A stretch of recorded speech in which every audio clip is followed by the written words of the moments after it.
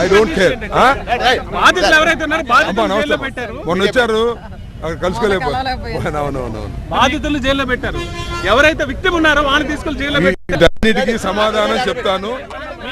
నా ఇంటి మీద దాడి చేశారు, నన్ను హింసించారు, నా పెళ్ళాం బిడ్డలను తరిమారు, నా కార్లు ధ్వంసం చేశారు, నా ఇల్లు తగలబెట్టడానికి ప్రయత్నం చేశారు, నన్ను లోపల పెట్టారు. I don't care. ప్రజలున్నారు, ధర్మం ఉంది, పైన దేవుడు ఉన్నాడు. అన్నిటికీ ఒక రోజు సమాధానం చెప్తాడు. విధానాన్ని గురించి చెప్పండి. దుర్మార్గమైన విధానం.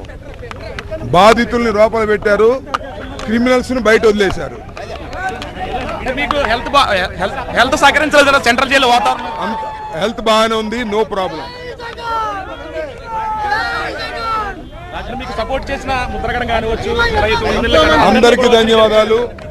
పార్టీలకు అతీతంగా బీజేపీ వాళ్ళు సపోర్ట్ చేశారు, సిపిఐ వాళ్ళు సపోర్ట్ చేశారు, అందరూ ఖండించారు. సపోర్ట్ చేయటం అంటే ఈ దాడిని ఖండించారు. వాళ్ళందరికీ నా ధన్యవాదాలు. మళ్ళా రేపు ఇన్ డీటెయిల్ గా గుంటూరులో నేను ప్రెస్ లో మాట్లాడతాను. ప్రస్తుతం అంబటి రాంబాబు మీడియాతో మాట్లాడుతూ వెళ్తున్నటువంటి దృశ్యాలు ఇవి. ఐ డోంట్ కేర్ అంటూ కూడా అంబటి రాంబాబు సమాధానం చెప్తున్నారు. పెద్ద ఎత్తున వైసీపీ శ్రేణులకి అభివాదం చేసుకుంటూ బయటకు వస్తున్న దృశ్యాలు కూడా చూసుకోవచ్చు. మొత్తం జై అంబటి అంటూ కూడా నినాదాలు చేసుకుంటూ వస్తున్నటువంటి దృశ్యాలు.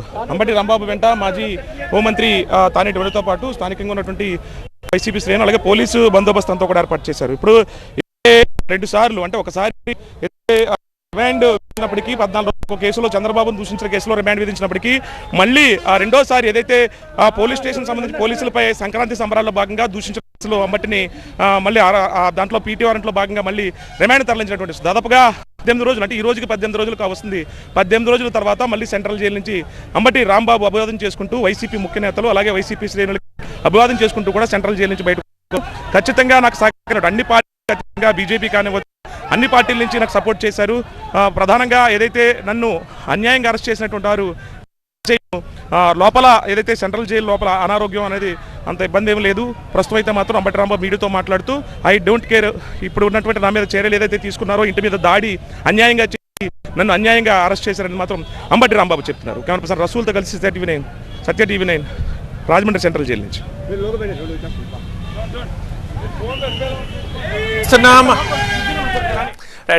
రాజమండ్రి జైలు నుంచి అంబటి రాంబాబు విడుదలయ్యారు. ఎక్స్క్లూజివ్ విజువల్స్ మనం చూస్తున్నాం. సంక్రాంతి లక్కీ డ్రా కేసులో బెయిల్ వచ్చింది ఇవాళ ఉదయమే. దీంతో రిలీజ్ అయ్యారు అంబటి రాంబాబు. ఇక రాజమండ్రి సెంట్రల్ జైలుకు చేరుకున్నారు వైసీపీ నేతలు. వారందరికీ అభివాదం చేస్తూ రాంబాబు అక్కడి నుంచి వెళ్ళిపోయారు.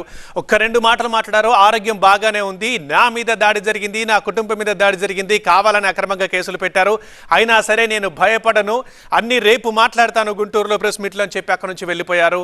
అక్కడికే ఇప్పటికీ వైసీపీ కార్యకర్తలు భారీగా చేరుకున్నారు. వారందరికీ అభివాదం చేస్తూ వారితో మాట్లాడుతూ అక్కడి నుంచి జస్ట్ కొద్దిసేపటి క్రితమే అంబటి రాంబాబు వెళ్ళిపోయారు.